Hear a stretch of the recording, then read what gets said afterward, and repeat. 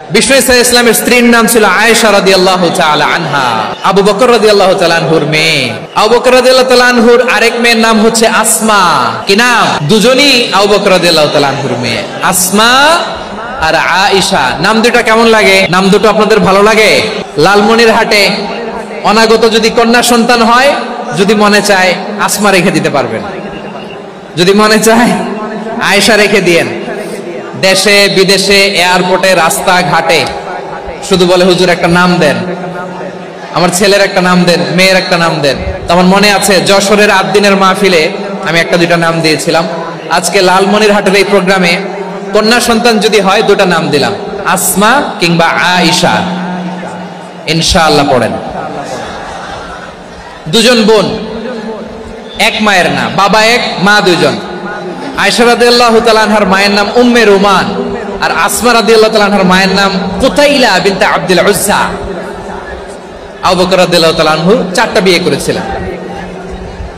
তো একই ঘটনা ঘটেছে এই ফ্যামিলিতে। আসমা ইসলাম ধর্ম গ্রহণ করে মুসলিমা, কিন্তু তার মা কুতাইলা মুশরিকা। আই রিপিট, বোঝার জন্য আমি আবারও বলি, আসমা রাদিয়াল্লাহু তাআলা আনহা মুসলিমা, আর আসমার মা কুতাইলা, আওয়াজ করে বুঝে থাকলে বলেন, আসমার মা মুশরিকা। তার মানে মেয়ে মুসলিম, মা অমুসলিম। ভেজাল আছে না নাই? কিন্তু কুতাইলা আর ধৈর্য ধারণ করতে পারে না। নার ছেড়া ধন, কলিজার টুকরা ধন, কলিজার টুকরা সন্তান আসমারে দেখতে বড্ড মন চায়। সাইয়েদনা আসমা রাদিয়াল্লাহু তাআলা আনহা মক্কা থেকে হিজরত করে মদিনায় চলে গেলেন। হুদাইবিয়ার পর যখন মক্কা মদিনা ট্রাফিক স্বাভাবিক হলো, মক্কার লোক মদিনায় যায়, মদিনার লোক মক্কায় আসে।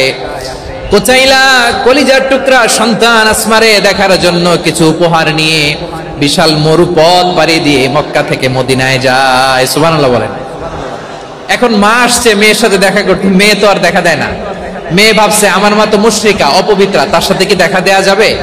বিশ্বনবীর দরবারে চলে গেলেন। সুবহানাল্লাহ বলেন। কি সৌভাগ্যবান ছিল তারা! মাসলা জানার দরকার হলেই নবীর দরবারে চলে যেত।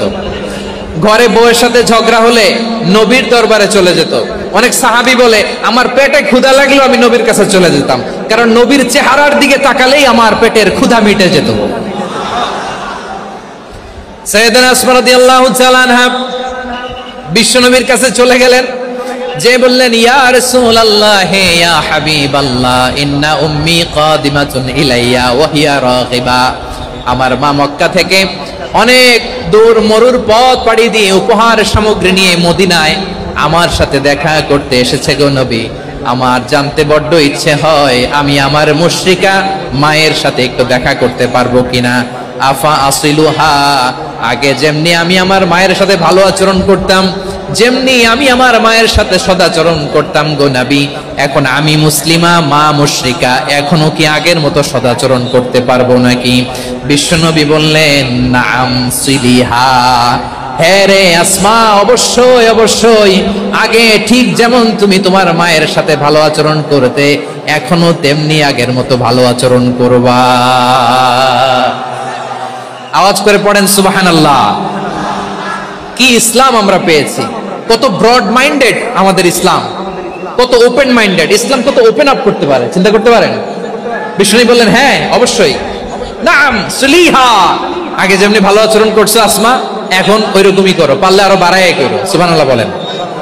তাহলে আমার যে হিন্দু ভাইয়েরা, হিন্দু বোনেরা, ইমানের বদৌলতে দৌলতে আপনি ধন্য হয়েছেন, আপনার আম্মা আব্বা এখনো মুসলমান হয় নাই, তাদের জন্য দোয়া করেন, তাদের জন্য দোয়া করেন, আল্লাহ যেন তাদেরকেও ইমানের দৌলত দান করে। আমরা সবাই পড়ি আমিন। আরো জোরে পড়েন আমিন। এখন বলেন, ইসলাম কি ন্যারো মাইন্ডেড রিলিজিয়ান না ব্রড মাইন্ডেড? লালমনিরহাটের যুবক ভাইরা আওয়াজ করো, ইসলাম কি ন্যারো মাইন্ডেড না ব্রড মাইন্ডেড? কতটা ব্রড মাইন্ডেড দেখেন। বিশ্বনবী সাল্লাল্লাহু আলাইহি সাল্লাম অমুসলিমরা যদি নবীকে উপহার দিত, ওই উপহারও বিশ্বনবী গ্রহণ করতেন। সুবহানাল্লাহ পড়েন। মাতা পিতা যদি অমুসলিম হয়, তারা ফেলে দিতে পারবেন? পারবেন? পারবেন? আমার লালমনিরহাটের ভাইরা, অনেক হিন্দু ছেলে আমাদের হাতে শাহাদা পড়ে মুসলিম হয়, কিন্তু ওর মা মুসলমান হয় নাই, বাবাও হয় নাই, এরকম আছে না নাই?